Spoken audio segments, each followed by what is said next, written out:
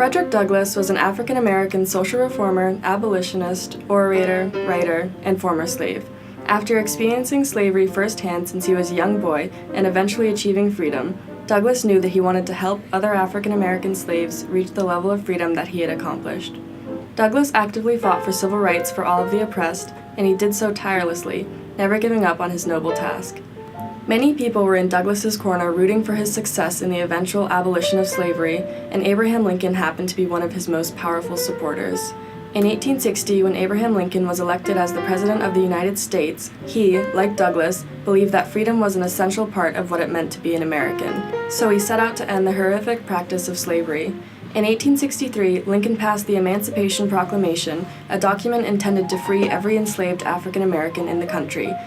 And this was perhaps the greatest moment in Douglass's life, the moment that he had been working towards since he was a young boy.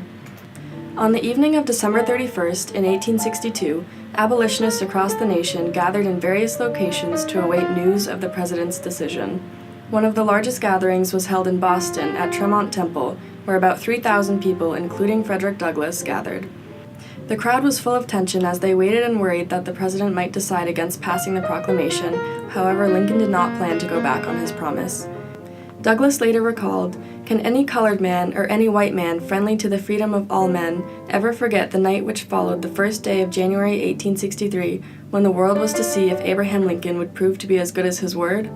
Douglass stated on that fateful night that a line of messengers was established between the telegraph office and the platform at Tremont Temple, where Douglass and many others gathered to be in each other's company when they heard the verdict.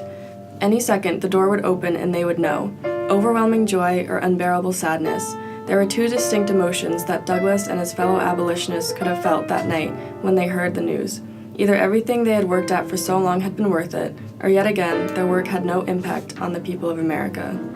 Douglass felt the buzz of conversation around him, and feelings of nervousness and excitement racked his brain.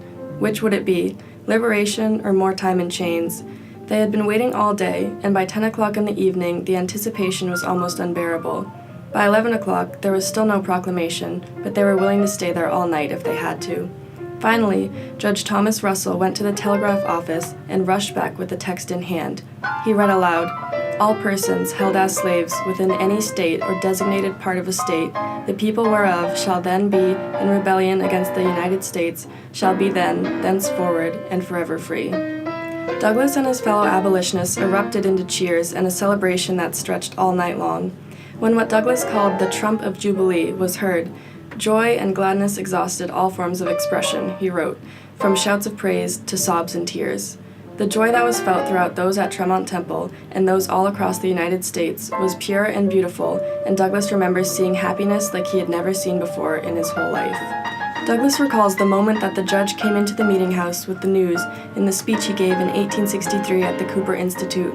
He told his audience of the reactions of the men and women surrounding him when they first heard of the Emancipation Proclamation being passed. "I shall never forget that memorable night," he recalled, "when in a distant city I waited and watched at a public meeting with 3,000 others not less anxious than myself for the word of deliverance which we have heard read today. Nor shall I ever forget the outburst of joy and thanksgiving that rent the air when the lightning brought to us the Emancipation Proclamation. I never saw enthusiasm before," he said. "I never saw joy before. Men, women, young and old, were up, hats and bonnets were in the air, and we have 3 cheers for Abraham Lincoln and 3 cheers for about everybody else." Frederick Douglass wrote that December 31st, 1862, was a day for poetry and song, a new song.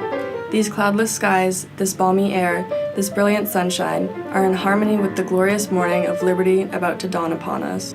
During this reflection, Douglass also mentions the moral impact of emancipation on all Americans. Douglass states, "We are all liberated by this proclamation. Everybody is liberated. The white man is liberated, the black man is liberated, the brave men now fighting the battles of their country against rebels and traitors are now liberated. I congratulate you upon this amazing change, the amazing approximation toward the sacred truth of human liberty." It is clear in this moment that Douglass feels empowered by the proclamation. It has been one of the most pivotal experiences in his life. Not too long before, Douglass considered giving up on his fight for freedom because he thought that nothing he ever did was going to work. Thankfully, Douglass pursued his motivation to ensure freedom for everyone, and his work will forever go down in history.